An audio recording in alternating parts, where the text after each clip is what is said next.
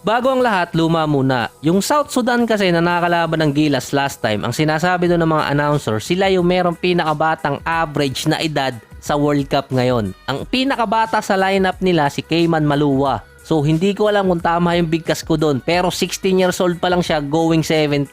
7'1 na ang height. Ang Pilipinas din kasi merong mga batang players na pwede sanang isama doon. Kaso nga sabi nila baka mabalian. Merong AJ Edu at Kai Soto na galing sa junior team na nakasama ngayon sa senior team. Noong nakaraang taon na secure ng Pilipinas sa junior team si Kelium Harris. 6'6" small forward na 18 years old na rin ngayon. Naglaro siya sa under 16 or 17 sa FIBA. Local siya dahil nakasecure agad siya ng passport. Ang sinasabi kasi ng iba, kung walang hagop rule, magiging malaki ang option ng Pilipinas para sa mga foreign player. Si Chris Newsome, nabigyan siya ng exemption ng FIBA dahil nasa Pilipinas na siya at mahigit 10 taon na nakatira dito. May loophole kasi kada rule. Yung iba kasi doon, kinukuhanan talaga ng passport before mag 16 years old. Kahit hindi siya doon nakatira talaga or walang nationality doon.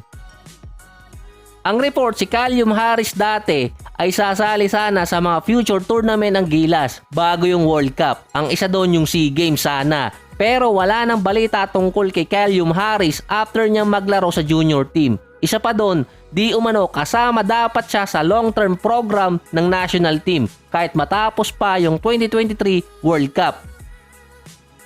So nakita ko lang update sa kanya, lumipat siya ng school sa Phoenix Prep, papasok ng kanyang senior year dahil class of 2024 siya. Bago pa lang maglaro ng Batang Gilas, meron na siyang offer sa Tennessee State at Alabama A&M. Sa parehong class ng 2024, may isa pang Pilipino-American na sayang nalagpasan to pero good na rin para sa kanya. Dahil nga si Dylan Harper, kapatid ni Ron Harper Jr., ay naglaro sa Team USA dati para sa Under 19. Siya din ang number 2 rank na dating number 1 sa ESPN sa class of 2024 dahil lumipat doon si Cooper Plug.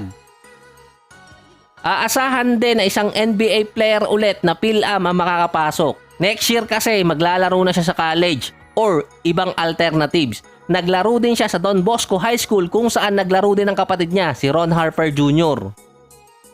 Since 2017 or 16, si Ron Harper Jr. interesado na maglaro sa Gilas noon. Nasa 17 years old pa lang siya. Noon pala isipan ko nakakuha ba siya ng passport pero ang lumalabas hindi at hindi rin siya eligible talaga na maging local. Sinabi din sa post niya na hindi niya alam na meron palang hagop rule. Sa totoo lang maraming Pilipino-American sa US ang hindi talaga ang alam ang hagop rule na yon. Si Ron Harper Jr. din nasa Raptors ngayon bilang two-way player. Nasa 23 years old na rin siya. Dati may chance sana si Harper na makasama bilang local player dahil nga may loophole kasi ang rule.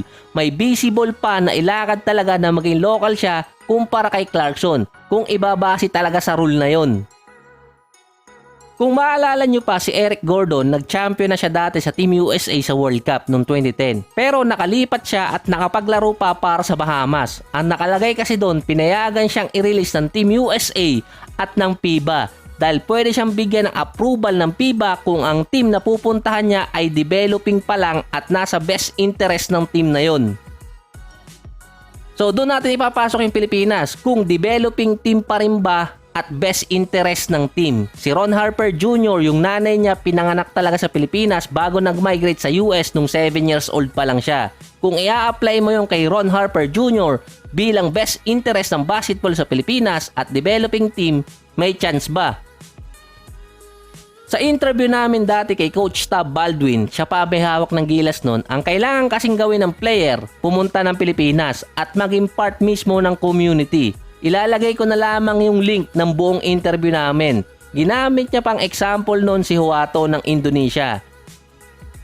Is there another interpretation of the 16-year-old rule? But right now I would advise all of the coaches, if you've got young players and they're Filipino and they have any aspiration or their families have any aspiration that they might represent the Philippines internationally, that they should get their passport before the age of 16. And not only that, they should have involvement in the Philippine community. Base din kay Coach Tab, kahit makakuha ng passport before 16 at nasa US ka naman na hindi pumupunta ng Pinas, pwedeng harangan nyo ng PIBA. So first hand ko na experience yun dati dahil may pinalaro kami sa Batang Gilas na question dahil nakakuha naman talaga siya ng passport pero meron pang kailangan justification. So if you're running leagues in the Philippines, they should play in those leagues.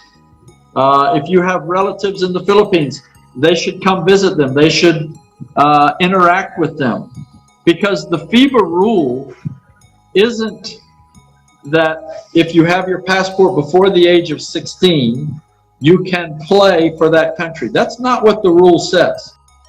Kung si Coach Tab ulit sana ang hahawak base sa sinabi niya na panoorin nyo na lang nandun sa link. Kung gusto ng player na maglaro dito kahit nakasecure na siya ng 16 years old passport, pwede pa rin tingnan ng FIBA yon. Pero kung lagpas na, ay pwede pa rin bigyan ng exception or amendment. Para nangyari kay Eric Gordon, dito kay Chris Newsome, at sa ibang player na nabigyan ng exception pa. So ngayon kasi, hindi kasi pagalingan talaga ng player. Pagalingan ng program talaga ngayon sa international level.